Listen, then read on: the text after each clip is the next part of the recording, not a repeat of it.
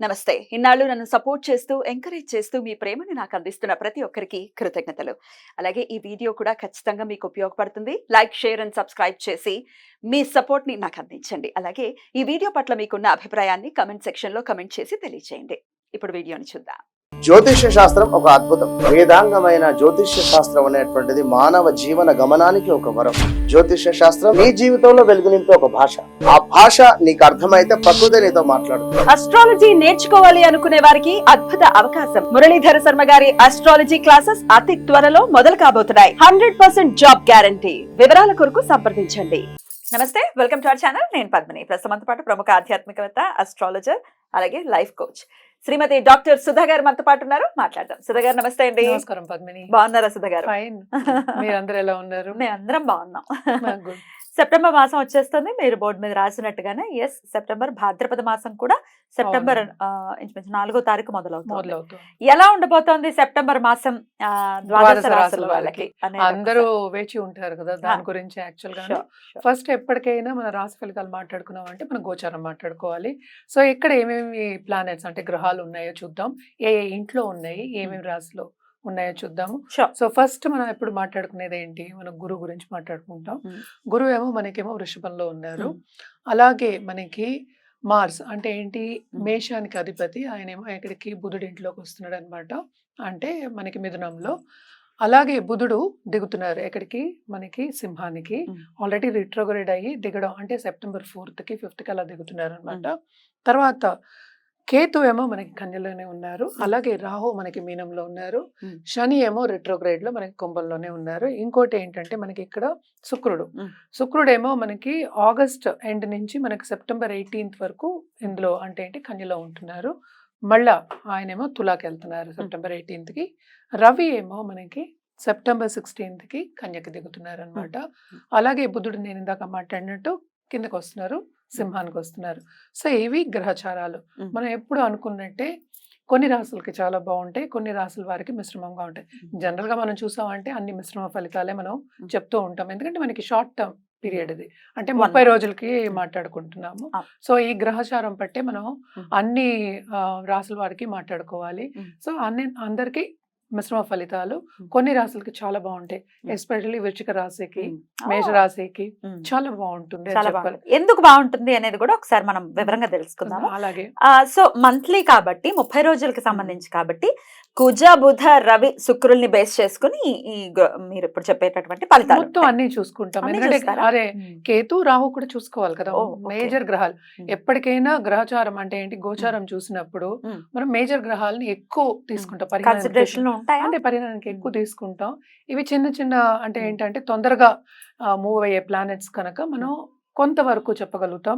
ఏదైనా సరే వ్యక్తిగత జాతకం మీద ఆధారపడి ఉంటుంది. డెఫినెట్లీ ఏది జరిగినా 1 minute లో జరుగుతుంది, ఒక్క రోజు చాలు కదా. అదే కరెక్టే. బట్ ఏంటంటే అది లైఫ్ లాంగ్ వాళ్ళకి అది రిజల్ట్స్ అనేవి కనిపిస్తూ ఉంటాయి. కానీ అదే మంచి ఫలితాలు అయితే తప్పక అందరూ సంతోషిస్తారు.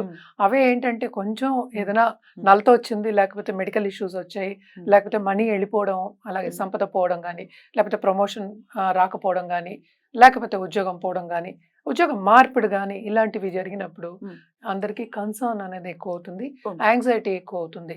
వీటన్నిటికీ మనం చెప్పేది మోస్ట్ ఇంపార్టెంట్ ఏంటంటే మనం పరిహారాలు చేయాలి, రెమెడియల్ మెషర్స్ చేయాలి. చెప్తారా? అదే తప్పక లాంగ్ టర్మ్ చేయాలి కదా. మరి మిథున రాశి వారికి సెప్టెంబర్ మాసం ఎలా ఉండబోతోంది సుధ గారు? తప్పక మిథున రాశి వాళ్ళకి కూడా మిశ్రమ ఫలితాలే చెప్పినప్పటికీను కుజుడు కూడానే ఉన్నారు, 11th లార్డ్ ఉన్నారు కనుక వీళ్ళకి సడన్ గా డబ్బు వచ్చే ఛాన్సెస్ కనిపిస్తున్నాయి. అంటే ఏంటి, సడన్ గా వస్తుందంటే అది ఇన్వెస్ట్మెంట్ రంగంలో ఉన్న వాళ్ళకి ఫైనాన్షియల్ రంగంలో వస్తుంది.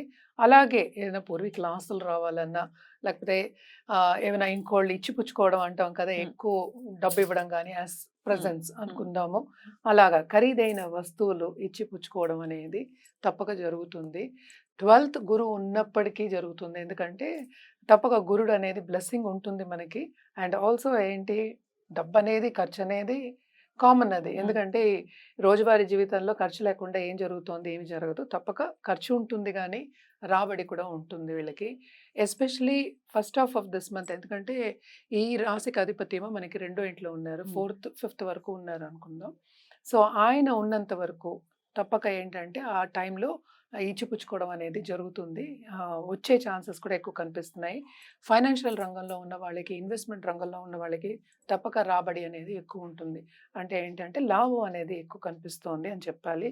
ఆయన దిగిన తర్వాత రవితో కలుస్తారు కనుక తప్పక అది కూడా బాగానే ఉంటుంది. ఎస్పెషల్లీ బిజినెస్ పీపుల్కి, ఎందుకంటే వాళ్ళకి క్రియేటివిటీ అనేది ఎక్కువ అవుతుంది. అండ్ ఆల్సో కొత్త బిజినెస్లు పెట్టుకునే ఛాన్సెస్ ఎక్కువ కనిపిస్తున్నాయి. సో ఫుల్ బ్రెయినీస్ గా ఉండే పరిస్థితి ఉంటుంది. అంటే అంతే రవి బుధులు కలిసి ఉన్నది కూడా అదే కదా.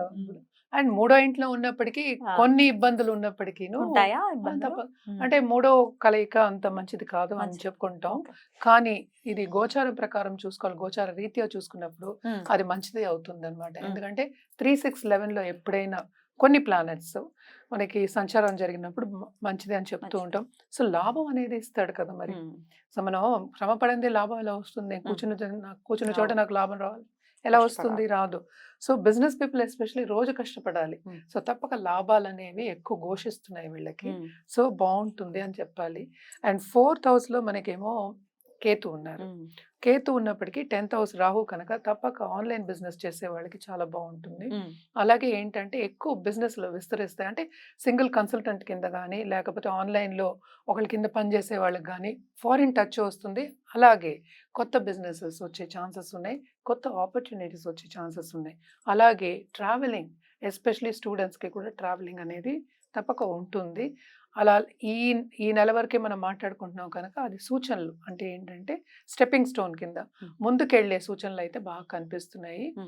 వీళ్ళు ఎక్కడ జాగ్రత్త పడాలంటే తప్పక వీళ్ళు హెల్త్ విషయం, అదే అడగబోతున్నాను. కంఫర్ట్ లెవెల్ అనేది కొంచెం తక్కువ అవుతుంది. అంటే చురుగ్గా పనిచేస్తేనేగా మనకి అవ్వదు కదా. సో కొన్ని అడ్డంగాలు ఎందులో వస్తాయంటే మనకి ఇక్కడే కంఫర్ట్ లెవెల్. తప్పక ఏంటంటే వీళ్ళకి హెల్త్ విషయం సెన్సిటివ్ అయ్యే ఛాన్సెస్ ఎక్కువ కనిపిస్తున్నాయి. అంటే ఏంటి, మనకి వచ్చేది కూడా మనకి భాద్రపద మాసమే. అండ్ ఆల్సో ఏంటంటే కొంచెం చలి, వర్షాలు ఇవన్నీ జరుగుతున్నాయి, పొల్యూషన్ ఉంది. సో తప్పక ఇన్ఫెక్షన్స్ రాకుండా చూసుకోవాలి. అలాగే పర్సనల్ డెవలప్మెంట్ మీద ధ్యాస పెట్టడం అనేది ఎక్స్ట్రీమ్లీ ఇంపార్టెంట్ అనమాట. సో అలా చేయడం అనేది ఎందుకంటే లాంగ్ టర్మ్లో హెల్త్ కాపాడుకున్నట్టు అవుతుంది కనుక తప్పక ఇది చేయాలి, రెమెడియల్ మెషర్స్ చేయాలి. అలాగే ఏంటంటే మనం శని మనకి 9th house లో రిట్రోగ్రేడ్ లో ఉన్నారు అని 8th house. సో తప్పక అది కూడా ఏంటి, ప్రాపర్టీ ఇష్యూస్ వచ్చే ఛాన్సెస్ ఎక్కువ కనిపిస్తున్నాయి అన్నమాట. సో జాగ్రత్తగా ఉండడం అనేది మంచిది. అలాగే ఏంటంటే ఎస్పెషలీ వీళ్ళకి తోబుట్టువులకు కూడా వీళ్ళకి బాగుంటుందని చెప్పాలి. అండ్ ఇంకోటి మనం చెప్పాలంటే దాంపత్య జీవితంలో కొంతవరకు అనుకూల పరిస్థితి అనేది ఉంటుంది. కానీ సెపరేషన్ వచ్చే ఛాన్సెస్ కూడా ఎక్కువ కనిపిస్తున్నాయి. అండ్ ఆల్సో మనం చూసాము అంటే మనకి 10th రాహు కనుక వేరే ఆపర్చునిటీస్, అంటే కెరీర్ ఆపర్చునిటీస్ వేరే రావచ్చు. అలాగే ఇప్పుడు వ్యక్తిగత జాతకం మనం చూసామంటే కొంతమందికి ఉద్యోగం పోయే అవకాశాలు కూడా ఉంటాయి అన్నమాట. అందుకనే మిశ్రమ ఫలితాలు అని చెప్తున్నాం. ఇవన్నీ ఏంటంటే మనకి బెనిఫిక్ ప్లానెట్స్ కాదు, మాలిఫిక్ ప్లానెట్స్ కింద మనం చెప్పుకున్నాం కదా. సో తప్పక ఇవి ప్రాబ్లమ్స్ ఇస్తాయి. అలాగే శుక్రుడు మనకి సెప్టెంబర్ 18 తర్వాత మనకి తులాకి వెళ్తున్నారు కనుక అప్పుడు దాంపత్య జీవితంలో అనుకూల పరిస్థితి అనేది కలుగుతుంది. అందరితో పాటు సంతోషంగా ఉంటారు, ఎంజాయ్ చేస్తారని చెప్పుకోవాలన్నమాట. మరి పరిహారాలు వెళ్ళి ఏం చేసుకోవాలి? ఎందుకంటే కొంత నెగటివిటీ ఉంది ఖచ్చితంగా. సో ఏం చేసుకోవాలి? సో పరిహారాల విషయానికి వస్తే కనుక తప్పక మంగళవారం కుజుడికి చేయడం అనేది మంచిది. అంటే కుజ జపం చేయడం కానీ, అలాగే దానం ఇవ్వడం కానీ వెరీ ఇంపార్టెంట్. అలాగే ఏంటంటే మనకి బుధుడికి ఎవ్రీ వెడ్నెస్డే చెప్తాం. మనకు వచ్చేది ఇప్పుడు మనకి వినాయక చవితి వస్తుంది కనుక తప్పక వినాయకుడిని కొలవడం అనేది వెరీ ఇంపార్టెంట్. ఆబ్స్టకల్ రాకుండా ఉండాలి కదా దేనికైనాను. సో ముందుకు కూడా సాగాలి. సో వెడ్నెస్డే తప్పక వినాయకుడిని కొలవడం అనేది, మనం ఉత్తినే డే చెప్తున్నాము, రోజు కొలవద్దని ఎవరు చెప్పట్లేదు. తప్పక కొలవడం అనేది చాలా మంచిది. అలాగే ఏంటంటే నవగ్రహాలకి ఎస్పెషల్లీ సండే వెళ్ళి చేయడం. ఎందుకంటే రవి కూడా దిగుతున్నారు 4వ ఇంటికి, కేతుతో వస్తున్నారు కనుక హెల్త్ సెన్సిటివ్ అయ్యే ఛాన్సెస్ ఉన్నాయి కనుక అదే సండే నవగ్రహాల చుట్టూ ప్రదక్షిణ చేయడం ఎక్స్ట్రీమ్లీ ఇంపార్టెంట్ అన్నమాట. ఇవన్నీ చేసుకున్నప్పటికీ ఏదైనా సరే వ్యక్తిగత జాతకం మీద ఆధారపడి ఉంటుంది. డెఫినెట్లీ రైట్ అండి. కొంత నెగటివ్ ఆస్పెక్ట్స్ ఉన్నాయి, కొన్ని పాజిటివ్ కూడా ఉన్నాయి. కాబట్టి కొంత జాగ్రత్తను వహిస్తూ మిథున రాశి వారు ఈ మాసం అంతా కూడా బాగుండాలి, డెఫినెట్ గా బాగుండాలి అని మనస్ఫూర్తిగా కోరుకుంటూ థ్యాంక్ యూ అండి. ఇక నెక్స్ట్ ఎపిసోడ్ లో కర్కాటక రాశి గురించి తెలుసుకుందాం. నమస్కారం అండి.